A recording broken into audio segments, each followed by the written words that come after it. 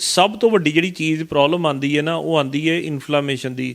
ਜਿਹੜੀ ਇਨਫਲਾਮੇਸ਼ਨ ਹੈ ਬੋਡੀ ਦੇ ਅੰਦਰ, ਜਿਹੜੀ ਸੋਜਸ਼ ਆਉਂਦੀ ਹੈ, ਉਹਦੇ ਬਾਰੇ ਕਦੀ ਕੋਈ ਗੱਲ ਹੀ ਨਹੀਂ ਕਰਦਾ। ਹਰ ਕੋਈ ਚਰਬੀ ਬਾਰੇ ਗੱਲ ਕਰਦਾ ਵੀ ਮੋਟਾਪਾ ਘਟਾਉਣਾ, ਚਰਬੀ ਘਟਾਓ। ਇੱਕ ਹੁੰਦਾ ਫਰੂਕੀ ਸਾਹਿਬ ਵੇਟ ਲੋਸ, ਇੱਕ ਹੁੰਦਾ ਫੈਟ ਲੋਸ। ਦੋਨਾਂ ਦੇ ਵਿੱਚ ਜ਼ਮੀਨ ਅਸਮਾਨ ਦਾ ਫਰਕ ਹੁੰਦਾ।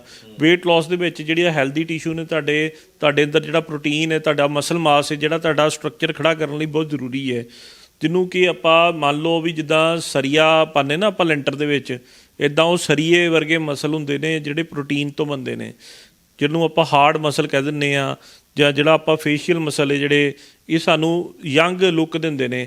ਜਦੋਂ ਤੁਸੀਂ ਵੇਟ ਲੋਸ ਵਾਲੇ ਪਾਸੇ ਜਾਂਦੇ ਹੋ, ਜਿਹੜੀ ਤੁਹਾਡੀ ਬੋਡੀ ਦੇ ਜਿਹੜੇ ਤੁਹਾਡੇ ਫਰੈਂਡ ਨੇ, ਜਿਹੜੇ ਤੁਹਾਡੇ ਹਮਾਇਤੀ ਨੇ, ਉਹ ਵੀ ਨਾਲ ਲੁੱਟ ਜਾਂਦੇ ਨੇ।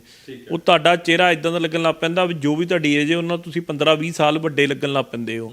ਸੋ ਕਦੇ ਵੀ ਤੁਸੀਂ, ਮੇਰੀ ਇਹ ਸੁਝਾਅ ਹੈ ਕਿ ਵੇਟ ਲੋਸ ਵਾਲੇ ਪਾਸੇ ਨਾ ਜਾਇਓ, ਹਮੇਸ਼ਾ ਫੈਟ ਲੋਸ ਵਾਲੇ ਪਾਸੇ ਜਾਇਓ।